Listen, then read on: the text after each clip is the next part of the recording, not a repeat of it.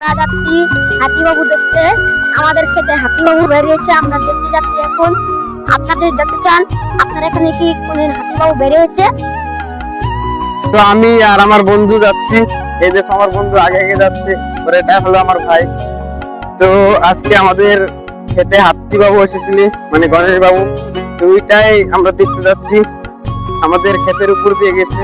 এগুলা হলো লোকের ক্ষেত, দেখতেই পাচ্ছ কি দৃশ্য, ভিউ কি সুন্দর ভিউটা। তো এখন আমরা যাবো, তোমাদেরকে সব দেখাবো। তো দেখো কত জঙ্গলের ভিতর দিয়ে যেতে হচ্ছে আমাদের ক্ষেতে, রাস্তাতেও যেতে হয়। তো আমরা যাচ্ছি জঙ্গলের ভিতর দিয়ে। আমাদের এই দেখো আয়ুষ ভাই আসছে দৌড় পেরে পেরে। তো চলো, তো সকাল সকাল বেরিয়ে পড়েছি একটা ব্লগ, মিনি ব্লগ বানাতে। তো তোমাদেরকে দেখাবো সব। এগুলো হলো আমাদের নিজের ক্ষেত। তো তোমাদেরকে যদি ভালো লেগে থাকে তাহলে অবশ্যই কমেন্ট করো। তো guys, এখন আমরা ফাইনালি চলে এসেছি আমাদের ক্ষেতে। আমরা তোমাদেরকে দেখাচ্ছি আমাদের ক্ষেতে হাতি বাবা এসেছিল।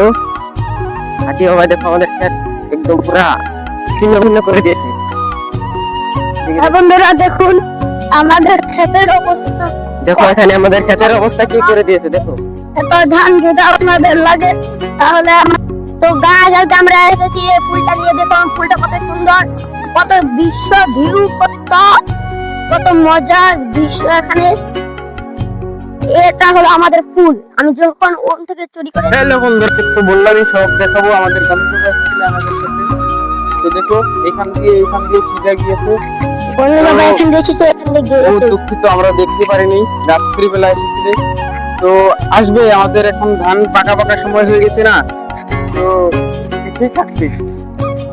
তো আপনাদের সামনে নিউ নিউ ব্লগ আসতে থাকবে, তোমরা লাইক শেয়ার সাবস্ক্রাইব করতে থাকবে। আজকের জন্য একটু ভিডিও পার্ট 2 এর জন্য লাইক সাবস্ক্রাইব করে দিবেন। ধন্যবাদ।